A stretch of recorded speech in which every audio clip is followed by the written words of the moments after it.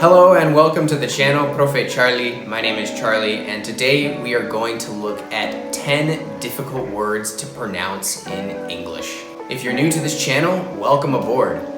Here I post tips about English and language in general, so if you are interested, you can subscribe and check out my channel for more videos like this one. That being said, let's take a look at these 10 difficult words to pronounce. Here's how it's going to work. First, we'll have the word and its phonetic pronunciation.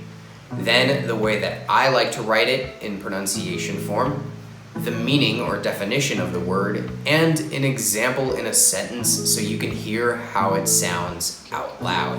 So let's get started with word number 1. All right, the first word is kernel. Kernel. The emphasis is on the ker part. Colonel. And the definition, an army officer with a high rank. And in a sentence, it sounds like this. He got promoted to the colonel position in the army. Colonel. This one is weird because it doesn't have an R in the spelling. It looks like colonel, but really we say it colonel. Number 2 is comfortable. Comfortable. The emphasis is on the comf part, that first syllable. It means physically or mentally relaxed, and in a sentence, it sounds like this. She feels very comfortable at home. Comfortable. Number 3 is threaten. Threaten. The A does not make a sound in this word, and the emphasis is on the first syllable. Threaten.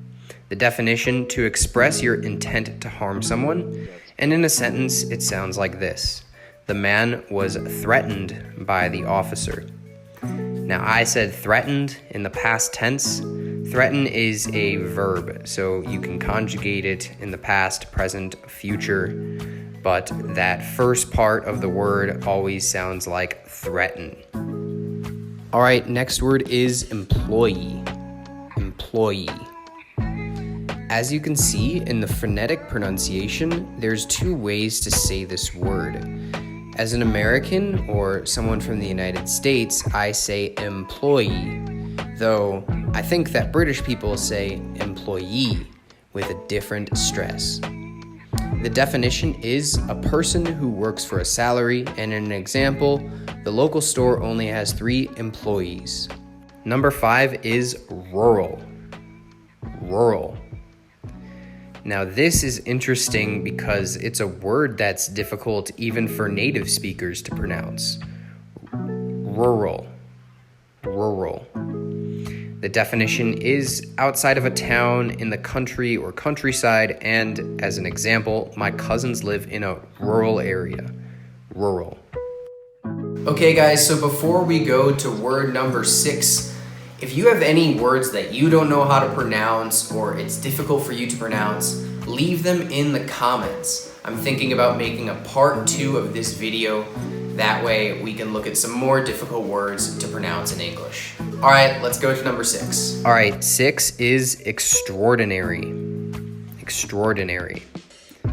This is interesting because technically you pronounce it extraordinary, extraordinary, but sometimes I say it with the second and third syllable combined. Extraordinary. Extraordinary. It means unusual and remarkable, and in an example, it sounds like this. That runner is an extraordinary athlete. As you can see there, I pronounced it more like extra with only 5 syllables, but you can also pronounce it extraordinary with 6 syllables.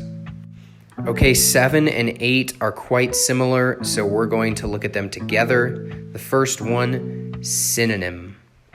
Synonym. It is the same or very similar meaning, 2 words that are basically the same.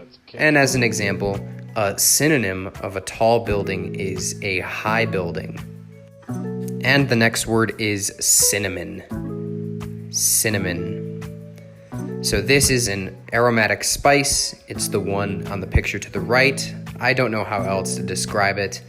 And the example is the cook put a lot of cinnamon in the customer's dish.